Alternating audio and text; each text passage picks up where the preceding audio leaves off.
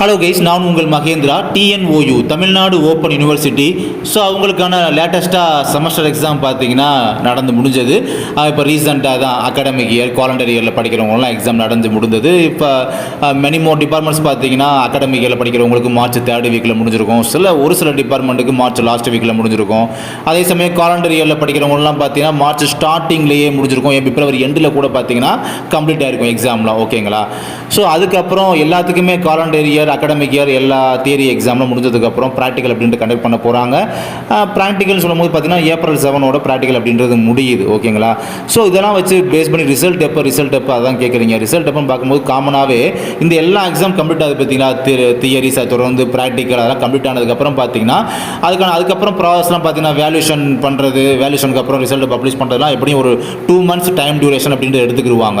So அதை வச்சு பார்க்கும்போது இப்போ April 7 வந்து எல்லாம் ஓவராலாக ப்ராக்டிக்கல் கம்ப்ளீட் ஆகும் பார்த்தீங்கன்னா அங்கிட்ட ஒரு 2 months கழிச்சு அப்போ June 7க்கு அப்புறம், அதாவது June 1st வீக் அப்புறம் தான் ரிசல்ட் நம்ம எதிர்பார்க்கலாம் அப்படின்றது இப்போ உள்ள சுச்சுவேஷனை பேஸ் பண்ணி நம்மளால் சொல்ல முடியுது. ஓகேங்களா? June 1st வீக் அப்புறம் ரிசல்ட்டை வந்து நம்ம கண்டிப்பாக எக்ஸ்பெக்ட் பண்ணலாம் அப்படின்றத நம்ம சொல்ல முடியுது.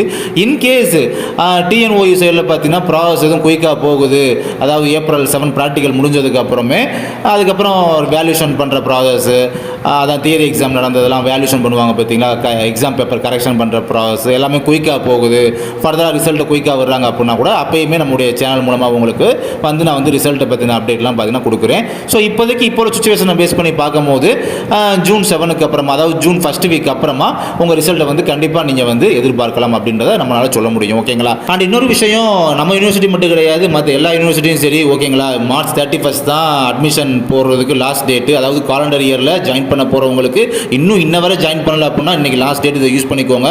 இன்றைக்கி நைட்டு வரை தான் அந்த போர்ட்டல் அப்படின்ற ஓப்பன் பண்ணி வச்சுருப்பாங்க. நீங்கள் அட்மிஷனை போட்டுவிட்டு நீங்கள் ஃபீஸை பே பண்ணிவிட்டு நீங்கள் கண்டிப்பாக நீங்கள் ஜாயின் பண்ணிக்கலாம். இந்த ஒரு லாஸ்ட் டேட்டை மறந்துடாதீங்க. தேங்க்யூ.